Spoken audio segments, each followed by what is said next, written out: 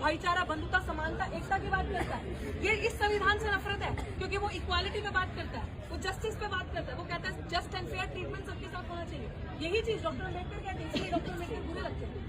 आज अगर आप महिलाएं यहाँ पे बैठी हैं, आज किसी भी वर्ग की महिला, जो आप बात करें रिप्रेजेंटेशन, शायद हमारे समाज की महिलाएं अभी भी पीछे हैं, उनको समझ में नहीं आता। लेकिन अगर आप एक अपर लेयर पे देखोगे, जो महिलाएं विमान उड़ा रही हैं, ये जो महिलाएं क्रीम पे बैठी हैं, ये जो महिलाएं IAS ऑफिसर है, राज्यपाल है, कलेक्टर है, DC है, ये सब चीजें IPS ऑफिसर्स बन के बैठी हैं, उनसे अगर पूछा जाए कि ये अधिकार उन्हें किसने दिया, तो किसी धर्म ने नहीं दिया, किसी समुदाय ने, संस्था ने नहीं दिया। ये अधिकार आपको संविधान ने दिया। किसका लिखा हुआ?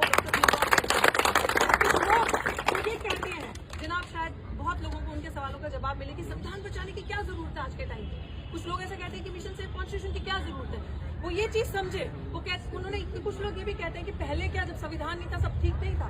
तो आपने देखा है, जब संविधान नहीं था तो किस तरीके के मुंह के आगे पीकदान और पीछे झाड़ू।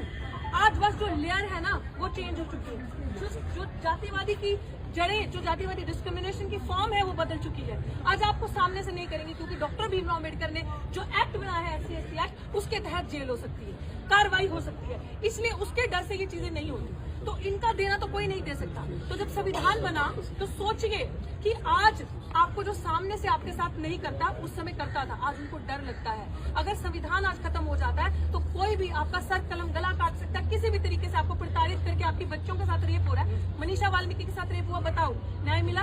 नहीं मिला। दिल्ली कैंट की बच्ची, शमशान घाट में पुजारी ने रेप किया 9 साल की बच्ची का, जिंदा जला दिया, इंसाफ मिला? नहीं मिला। तो ये तो हालत है। ऐसे सैकड़ों ऐसे अनरिपोर्टेड केसेस है जो होते हैं। It is because of the constitution. आज हमारे जो मूलभूत राइट्स हैं, जो हमारे पे अपराध नहीं होते, उस वजह से आज हम लोग कुछ जिनके मुंह में जुबान है पढ़ते हैं, बोलते हैं। हम तो किसी से नफरत नहीं करते। आप हमारे सामने कोई हिंदू खड़ा है, कोई मुस्लिम खड़ा है, कोई सिख खड़ा है, किसी भी जाति धर्म के, सबका समान है, क्योंकि ये आपका रिलीजियस फ्रीडम है। ये आपको जो दिया है, संविधान ने दिया है। हम अगर आपकी रिस्पेक्ट करते हैं तो आपको भी हमारे उन चीजों की रिस्पेक्ट करनी पड़ेगी। और like Ashutosh very rightly said in his speech yesterday that Dr. Ambedkar had said that we don't want to demand, we need to claim. अब डिमांड का वक्त जा चुका है। अब अपने राइट को असर्ट करना है, अपनी आइडेंटिटी को असर्ट करना है। आपकी डिग्निटी देने आपको कोई नहीं आएगा। आपको एक होना है। अगर आपके किसी इंसान के साथ, हम तो ये कहते हैं, किसी भी जाति धर्म इंसान का है, अगर प्रताड़ित है, अगर शोषित है, तो वो हमारा है। हमें उसकी आवाज उठानी है। क्योंकि डॉक्टर अम्बेडकर ने जब वुमेन राइट्स की बात करी, सबसे ज्यादा इंपॉर्टेंस उन्हें दी, तो उन्होंने संविधान में लिखा नहीं कि इस तबके की वुमेन को मैं ये अधिकार दे रहा हूँ। वुमेन इन जनरल उन्होंने बात करी और सबको अधिकार दिए। तो मैं आप सबको यही कहना चाहती हूँ कि it's better late than never. आज शुरुआत चाहे लेट हो, आप एक हो जाओ। हम सबके साथ हैं। आपको ये समझना पड़ेगा आपका अपना हतेशी असली कौन है। आप बहुत सारी बातें करते हैं, दूसरों के महफिलों में जाके भीड़ जुटाते हैं, लेकिन असली अगर आपको काम करना है तो वो नील सलाम, नीले झंडे की ताकत के तले आपको आना पड़ेगा। वही आपके लिए इनकलाब है, वही आपका